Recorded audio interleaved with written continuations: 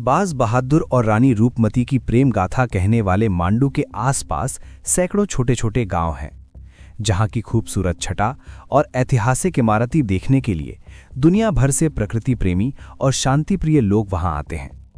वहां आने वाले महसूस भी करते हैं कि यहां वाकई प्रकृति और प्रेम का आपस में गहरा संबंध है।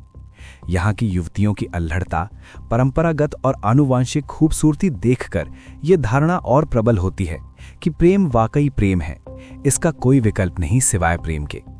नन्ही पिंकी जब मांडू आने वाले पर्यटकों को देखती और उनकी बातें सुनती तो उसे लगता है कि जैसी जिंदगी उसे चाहिए वैसी उसकी किस्मत में नहीं है, क्योंकि दुनिया में काफी कुछ पैसों से मिलता है जो उसके पास नहीं थे। मामूली खाते पीते परिवार की पिंकी जैसे जैसे बड़ी होती गई वैसे वैसे यौवन के साथ साथ उसकी इच्छाएं भी परवान चढ़ती गईं। जवान होते होते पिंकी को इतना तो समझ में आने लगा था कि ये सब कुछ यानी बड़ा बंगला, मोटर गाड़ी, गहने और फैशन की सभी चीजें उसकी किस्मत में नहीं हैं, लिहाजा जो है उसे उसी में संतोष कर लेना चाहिए। लेकिन इसके बाद भी पिंकी अपने शौक नहीं दबा सकी। घूमने फिरने और मौज मस्ती करने के उसके सपने दिल में दफन होकर रह गए थे। घर वालों ने समय पर उसकी शादी धर्मपुरी कस्बे के नजदीक के गांव रामपुर के विजय चौहान से कर दी थी। शादी के बाद वो पति के साथ धार के जुलानिया में जाकर रहने लगी थी। पेशे से ड्राइवर विजय अपनी पत्नी की इस कमजोरी को जल्दी ही समझ गया था कि पिंकी के सपने बहुत बड़े हैं, जिन्हें पूरा करने के लिए बहुत दौलत चाहिए। उन्हें कमाकर पूरे कर पाना कम से कम इस जन्म में तो उसके वश की बात नहीं है। इसके बाद भी उसकी हर मुमकिन कोशिश यही रहती थी कि वो हर खुशी लाकर पत्नी के कदमों में डाल दे। इसके लिए वो हार तोड़ मेहनत करता भी था, लेकिन ड्राइवरी से इतनी आमदनी नहीं हो पाती थी कि वो सब कुछ खरीदा और हासिल किया जा सके जो पिंकी चाहती थी। इच्छा है पर जरूरत नहीं, ये बात विजय पिंकी को तरह तरह से समय समय पर समझाता भी रहता था। लेकिन अपनी शर्तों पर जिंदगी जीने की आदी होती जा रही पिंकी को पति की मजबूरी तो समझ में आती थी, लेकिन उसकी बातों का असर उस पर से बहुत जल्द खत्म हो जाता था। शादी के बाद कुछ दिन तो प्यार मोहब्बत और अभिसार में ठीक ठाक गुजरे। इस बीच पिंकी ने 2 बेटों को जन्म दिया, जिनके नाम हिमांशु और अनुज रखे गए। विजय को जिंदगी में सब कुछ मिल चुका था, इसलिए वो संतुष्ट था, लेकिन पिंकी की बेचैनी और छटपटाहट बरकरार थी। बेटों के कुछ बड़ा होते ही उसकी हसरतें फिर सिर उठाने लगी। बच्चों के हो जाने के बाद घर के खर्चे बढ़ गए थे, लेकिन विजय की आमदनी में कोई खास इजाफा नहीं हुआ था। अक्सर अपनी नौकरी के सिलसिले में विजय को लंबे लंबे टूर करने पड़ते थे। इस बीच पिंकी की हालत और भी खस्ता हो जाती थी। पति इससे ज्यादा न कुछ कर सकता है और न कर पाएगा, ये बात अच्छी तरह उसकी समझ में आ गई थी। अब तक शादी हुए 17 साल हो गए थे, इसलिए अब उसे विजय से ऐसी कोई उम्मीद अपनी ख्वाहिशों के पूरे होने की नहीं दिखाई दे रही थी। लेकिन जल्दी ही पिंकी की जिंदगी में एक ऐसा मोड़ आ गया जो अंधा भी था और खतरनाक भी। ये एक ऐसा मोड़ था जिसका सफर तो सुहाना था, परंतु मंजिल मिलने की कोई गारंटी नहीं थी। इसके बाद भी पिंकी उस रास्ते पर चल पड़ी। उसने ना अंजाम की परवाह की, न ही पति और बच्चों की। इससे सहज ही समझा जा सकता है कि इच्छाओं और गैर जरूरी जरूरतों के सामने जिम्मेदारियों ने दम तोड़ दिया था। पिंकी को संभलकर चलने के बजाय फिसलिए में ज्यादा फायदा नजर आया। विजय का एक दोस्त था, दिलीप चौहान। वो बेरोजगार था और काम की तलाश में इधर उधर भटक रहा था। काफी दिनों बाद दोनों मिले तो विजय को उसकी हालत पर तरस आ गया। उसने धीरे धीरे दिलीप को ड्राइविंग सिखा दी। धार, मांडू और इंदौर में ड्राइवरों की काफी मांग है, इसलिए ड्राइविंग सीखने के बाद वो गाड़ी चलाने लगा। दोस्त होने के साथ साथ विजय अब उसका उस्ताद भी हो गया था। ड्राइविंग सीखने के दौरान दिलीप का विजय के घर आना जाना काफी बढ़ गया था। एक तरह से वो घर के सदस्य जैसा हो गया था। जब विजय दिलीप को ड्राइविंग सिखा रहा था, तभी पिंकी दिलीप को जिस्म की जुबान समझाने लगी थी। उसके हुस्न और अदाओं का दीवाना होकर दिलीप दोस्ती यारी ही नहीं, गुरु शिष्य परंपरा को भी भूलकर पिंकी के प्यार में कुछ इस तरह डूबा कि उसे भी अच्छे बुरे का होश नहीं रहा। ऐसे मामलों में अक्सर औरत ही पहल करती है, जिससे मर्द को फिसलते देर नहीं लगती। दिलीप अकेला था, उसके खर्चे कम थे, इसलिए वो अपनी कमाई पिंकी के शौक और ख्वाहिशों को पूरे करने में खर्च करने लगा। इसके बदले पिंकी उसकी जिस्मानी जरूरतें पूरी करने लगी। जब भी विजय घर पर नहीं होता या गाड़ी लेकर बाहर गया होता, तब दिलीप उसके घर पर होता। पति की गैरहाजिरी में पिंकी उसके साथ आनंद के सागर में गोते लगा रही होती।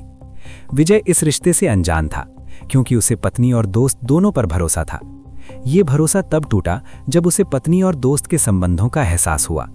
शक होते ही वो दोनों की चोरी छिपे निगरानी करने लगा। फिर जल्दी ही उसके सामने स्पष्ट हो गया कि बीवी बेवफा और यार दगाबाज निकला। शक के यकीन में बदलने पर विजय तिरमिला उठा, पर यह पिंकी के प्रति उसकी दीवानगी ही थी कि उसने कोई सख्त कदम न उठाते हुए उसे समझाया। लेकिन अब तक पानी सिर के ऊपर से गुजर चुका था। चूंकि पति का लिहाज और डर था, इसलिए पिंकी खुलेआम अपने आशिक देवर के साथ रंगरलियां नहीं मना रही थी। फिर एक दिन पिंकी कोई परवाह किए बगैर दिलीप के साथ चली गई। चली जाने का मतलब ये नहीं था कि वो आधी रात को कुछ जरूरी सामान लेकर प्रेमी के साथ चली गई थी, बल्कि उसने विजय को बाकायदा तलाक दे दिया था और उसकी गृहस्थी के बंधन से खुद को मुक्त कर लिया था। कोई रुकावट या अड़ंगा पेश ना आए, इसके लिए वो और दिलीप धार आकर रहने लगे थे। पहले प्रेमिका और अब पत्नी बन गई पिंकी के लिए दिलीप ने धार की सिल्वर हिल कॉलोनी में मकान ले लिया था। मकान और कॉलोनी का माहौल ठीक वैसा ही था जैसा पिंकी सोचा करती थी। ये पिंकी के दूसरे दाम्पत्य की शुरुआत थी, जिसमें दिलीप उसका उसी तरह दीवाना था जैसा पहली शादी के बाद विजय हुआ करता था। पति इर्द गिर्द मंडराता रहे, घुमाता फिराता रहे, होटलों में खाना खिलाए और सिनेमा भी ले जाए। यही पिंकी चाहती थी जो दिलीप कर रहा था। खरीदारी कराने में भी वो विजय जैसी कंजूसी नहीं करता था। यहां भी कुछ दिन तो मजे से गुजरे, लेकिन जल्दी ही दिलीप की जेब जवाब देने लगी। पिंकी के हुस्न को वो अब तक जी भरकर भोग चुका था, इसलिए उसकी खुमारी उतरने लगी थी। लेकिन पत्नी बनाकर लाया था, इसलिए पिंकी से वो कुछ कह भी नहीं सकता था।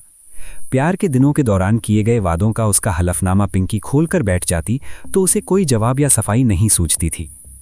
जल्दी ही पिंकी की समझ में आ गया कि दिलीप भी अब उसकी इच्छाएं पूरी नहीं कर सकता, तो वो उससे भी उकताने लगी। पर अब वो सिवाय किलपने के कुछ कर नहीं सकती थी। दिलीप की चादर में भी अब पिंकी के पांव नहीं समा रहे थे। गृहस्थी के खर्चे बढ़ रहे थे, इसलिए पिंकी ने भी पीथमपुर की एक फैक्ट्री में नौकरी कर ली, क्योंकि अपनी स्थिति से न तो वो खुश थी और न ही संतुष्ट। इस उम्र और हालात में तीसरी शादी वो कर नहीं सकती थी, लेकिन विजय को वो भूल नहीं पाई थी, जो अभी भी जुलानिया में रह रहा था। पिंकी को लगा कि क्यों ना पहले पति को टटोलकर दोबारा उसे निचोड़ा जाए। यही सोचकर उसने एक दिन विजय को फोन किया तो शुरुआती शिकवे शिकायतों के बाद बात बनती नजर आई। ऐसा अपने देश में अपवाद स्वरूप ही होता है कि तलाक के बाद पति पत्नी में दोबारा प्यार जाग उठे। हाँ, यूरोप जहां शादी विवाह मतलब से किए जाते हैं, ये आम बात है। विजय ने दोबारा उसमें दिलचस्पी दिखाई तो पिंकी की बाँछें खिलने लगी। पहला पति अब भी उसे चाहता है और उसकी याद में उसने दोबारा शादी नहीं की। ये पिंकी जैसी औरत के लिए कम इतराने वाली बात नहीं थी। वो 28 जुलाई की रात थी जब दिलीप रोजाना की तरह अपनी ड्यूटी करके घर लौटा। उसे ये देख हैरानी हुई कि उसके घर में धुआं निकल रहा है, यानी घर जल रहा है। उसने शोर मचाना शुरू किया तो देखते ही देखते सारे पड़ोसी इकट्ठा हो गए और घर का दरवाज़ा तोड़ दिया, जो अंदर से बंद था। अंदर का नज़ारा देखकर दिलीप और पड़ोसी सकते में आ गए। पिंकी किचन में मृत पड़ी थी, जबकि विजय बेडरूम में। जाहिर है कुछ गड़बड़ हुई थी। हुआ क्या था ये जानने के लिए सभी पुलिस के आने का इंतजार करने लगे। मौजूद लोगों का ये अंदाज़ा गलत नहीं था कि दोनों अब इस दुनिया में नहीं हैं। हैरानी की एक बात यह थी कि आखिर दोनों मरे कैसे थे। पुलिस आई तो छानबीन और पूछताछ शुरू हुई। दिलीप के ये बताने पर कि मृतक विजय उसकी पत्नी पिंकी का पहला पति और उसका दोस्त है, पहले तो कहानी उलझती नजर आई, लेकिन जल्द ही सुलझ भी गई। दोनों लाशों को पोस्टमार्टम के लिए भेज दिया गया। पुलिस वालों ने दिलीप से पूछताछ की तो उसकी बातों से लगा कि वो झूठ नहीं बोल रहा है। उसने पुलिस को बताया था कि वो काम से लौटा तो घर के अंदर से धुआं निकलते देख घबरा गया। उसने मदद के लिए गुहार लगाई। इसके बाद जो हुआ उसकी पुष्टि के लिए वहां दर्जनों लोग मौजूद थे। दरवाजा सचमुच अंदर से बंद था, जिसे उन लोगों ने मिलकर तोड़ा था। सभी ने बताया कि पिंकी की लाश जली हालत में किचन में पड़ी थी और विजय की ड्राइंग रूम में। उसके गले में साड़ी का फंदा लिपटा था। पिंकी के चेहरे पर चोट के निशान साफ दिखाई दे रहे थे। जल्दी ही इस दोहरे हत्याकांड या खुदकुशी की खबर आग की तरह धार से होते हुए समूचे निमाड़ और मालवांचल में फैल गई, जिसके बारे में सभी के अपने अपने अनुमान थे। लेकिन सभी को इस बात का इंतजार था कि आखिर पुलिस कहती क्या है। धार के एसपी वीरेंद्र सिंह भी सूचना पाकर घटनास्थल पर आ गए थे। उन्होंने घटनास्थल का बारीकी से जायजा लिया। पुलिस को दिए गए बयान में पिंकी की मां मुन्नीबाई ने बताया था कि पिंकी और विजय का वैवाहिक जीवन ठीक ठाक चल रहा था, लेकिन दिलीप ने आकर न जाने कैसे पिंकी को फंसा लिया। जबकि दिलीप का कहना था कि उसे इस बात की जानकारी नहीं थी कि उसकी गैर मौजूदगी में पिंकी पहले पति विजय से मिलती जुलती थी या फोन पर बातें करती थी। पिंकी के भाई कान्हा सूवे ने जरूर ये माना था कि उसने पिंकी को बहुत समझाया था, पर वो नहीं मानी। पिंकी कब विजय को तलाक देकर दिलीप के साथ रहने लगी थी, ये उसे नहीं मालूम था। तलाक के बाद दोनों बेटे विजय के पास ही रह रहे थे। विजय के भाई अजय के मुताबिक हादसे के दिन विजय राजस्थान के प्रसिद्ध धार्मिक स्थल सांवरिया सेठ जाने को कहकर घर से निकला था। वो छोटे बेटे अनुज को अपने साथ ले गया था। अनुज को उसने एक परिचित की कार में बिठाकर अपनी साली के पास छोड़ दिया था, जो शिक्षिका है। अब पुलिस के पास सिवाय अनुमान के कुछ नहीं बचा था। इससे आखिरी अंदाजा ये लगाया गया कि विजय पिंकी को बुलाने पर उसके घर आया था और किसी बात पर विवाद हो जाने की वजह से उसने पिंकी की हत्या करके घर में आग लगा दी थी। उसके बाद खुद भी साड़ी का फंदा बनाकर लटक गया। फंदा उसका वजन सह नहीं पाया, इसलिए वो गिरकर बेहोश हो गया। उसी हालत में दम घुटने से उसकी भी मौत हो गई होगी। बाद में ये बात भी निकल कर आई कि विजय पिंकी से दोबारा प्यार नहीं करने लगा था, बल्कि उसकी बेवफाई से वो खार खाए बैठा था।